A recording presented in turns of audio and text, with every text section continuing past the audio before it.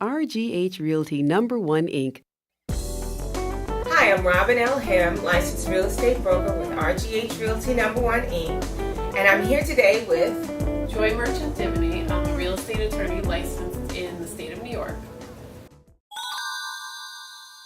The first step is if a client is selling a home, I usually ask them if they have a real estate agent, if they've listed their house, and then they look for all their old paperwork that they have. As the seller, you need to have a copy of a survey of the property, if they have it. Not everyone has that. Sometimes they'll have a copy of their deed. Not everybody has that either, but we can generally pull that. Know who's entitled to the property, if they have their old title report. And then the other big thing that we need from a seller is information regarding the loan that they have on the property, or loans, because we need to order a payoff letter at the time of closing. Other than that, they really just need to tell me if there's anything that they're taking from the house when they sell. So if there's a particular chandelier that they love, some people have an affection for their refrigerator or something like that. So those are the big things that a seller needs to do. A buyer needs to have their mortgage in place, so they need to know who they're going to apply for their loan through, pre-approval letter from their mortgage company, and then put their offer in. And once their offer is accepted, I tell them to either contact me or have their realtor contact me, and then we move forward.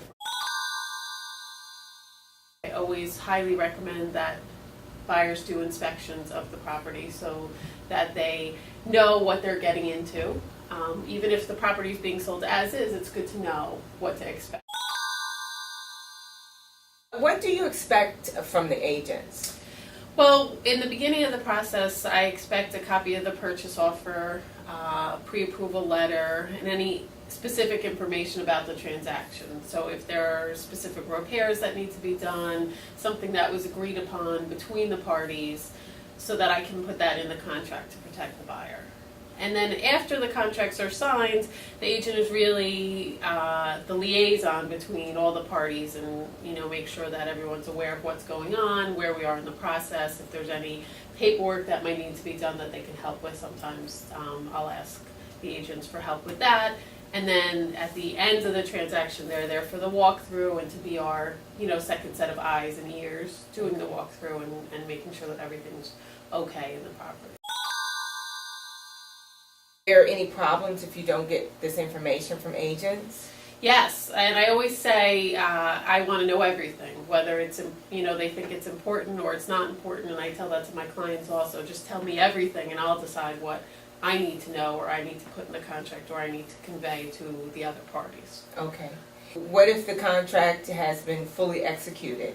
Even if it has, I still like to know, just because I don't like to be blindsided that, we expected this, and then I can't convey that to the other side and make sure that happens for the client, whether I'm the buyer or the seller. Okay. So it could be something like possession agreements. If somebody decides they want to stay in the house beyond the closing, I need to know that as a buyer and a seller, even if it's not in the contract. If it's something that they agreed upon themselves, I still need to know so that I can make sure they're protected. Okay.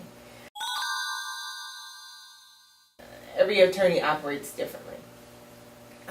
Do you prefer the agents negotiate things beforehand? Absolutely. You do? I find it makes life a lot easier, and it makes things go much smoother, because unfortunately there are some attorneys out there who are very old school, don't want to deal with any problems, don't want to deal with any issues, repairs, they don't want to negotiate on anything. And so if I go to that attorney and say we'd like to do this, he or she might say no right off the bat, whereas the agents could talk about it and come to an agreement and be more understanding sometimes about what we're looking so for. It's like things they like have possession. A relationship.